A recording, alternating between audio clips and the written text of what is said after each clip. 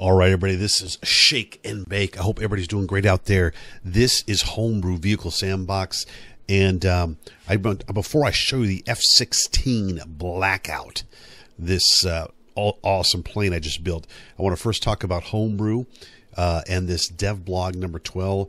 Just go over some of the things, my thoughts on it, and then we'll take a look at this F16. All right, so before I talk about the changes here, I love Homebrew. It's been a great game, but there has been this long pause. And now that we see these dev blogs come out, now we know why. This, in my opinion, basically, these guys have learned from the first experience iteration of the game. They've learned from the community and just probably have gotten better at programming using Unity, I believe 5.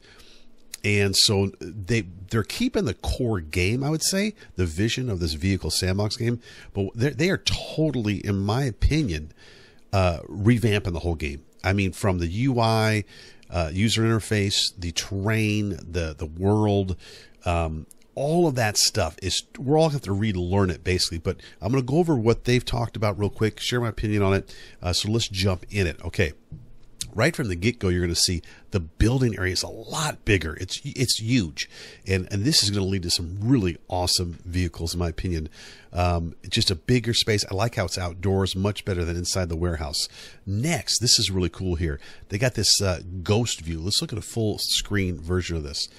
And why this here is so good is because when you're currently building in Homebrew Vehicle Sandbox, these blue weld points, if they get behind other items, you can't see them, you can't manipulate them.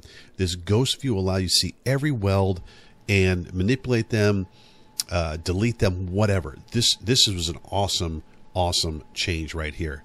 Okay, next we're going to move on to this one part. Right now there's currently 4 different screens when you're building. They've got pipe building, frames building, and they've got tuning, and then kind of a garage area where you build. What they've done here, from what I can see, and we'll look at a full page of this one as well, is they've combined the building and tuning into one section, one screen basically. And this is an awesome change. No more jumping back and forth. It's all on the same screen. And I also want to point, you see those 2 chairs? Those are new. I've not seen those before, so that's a good indicator. Maybe we'll see some new chairs, cockpits, whatever you want to call them. And I'm also noticing the wheel hubs right here look different as well. Even that engine does. So looks like they got some new gizmos in the game, some new stuff, and it's looking really, really sweet. I can't wait for that stuff. The other is right here. Check this out. As far as manipulating the pipes, this is really awesome too. Let me pull over full screen for you. So you can see right here, this is how you normally click them together, right? But now, instead of having to get different pipes of different lengths and bend them in the pipe builder, you could do it right on the screen as you're working. This is incredible. It's going to save you a ton of time by just doing what they're doing right here. Love that. The next is you can make these Bezier curves, real fancy looking curves here, really smooth. Again, that leads to some incredible stuff people are going to build. And here's another cool feature. Right now, you can build frames with pipes, and you can spawn those, basically replicate them, save them. Now you actually can save pipes and pieces of equipment together, and then just continually spawn them. So you basically save this build you make, and then you can just spawn them in. Again, saving you a ton of time, and especially when it comes to replicating things on evenly, this is going to help you. And then here's another big one. This is going to sound like not a big thing, but this is huge because it has not been in the game, and that is the undo redo feature. Currently in game, if you mess up, in some ways you're kind of screwed.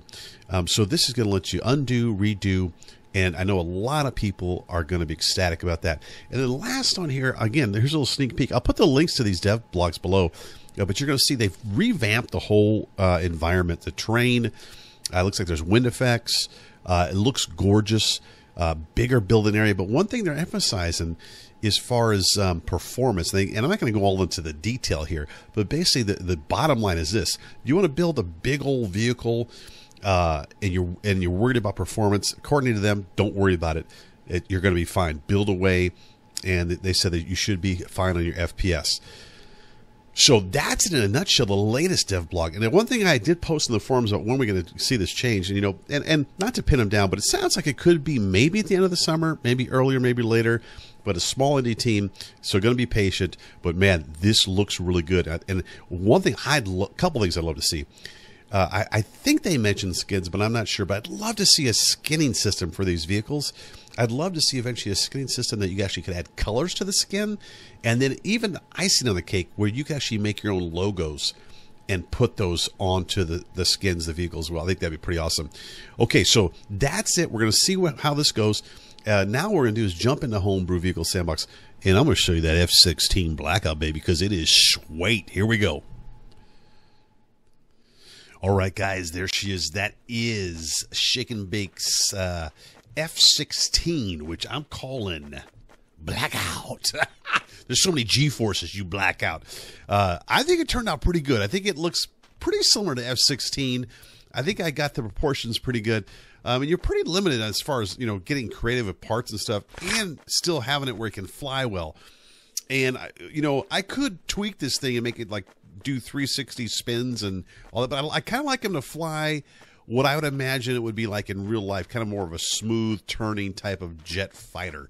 I'm going to do something different. Normally I sit and babble, talking and all that stuff, get all crazy. This time I've showed you the vehicle.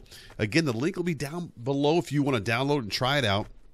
And you may have to remap keys if you're using a controller or whatever, because I do use keyboard and mouse. But I'm going to jump in this thing. I'm going to shut up and turn the tunes on.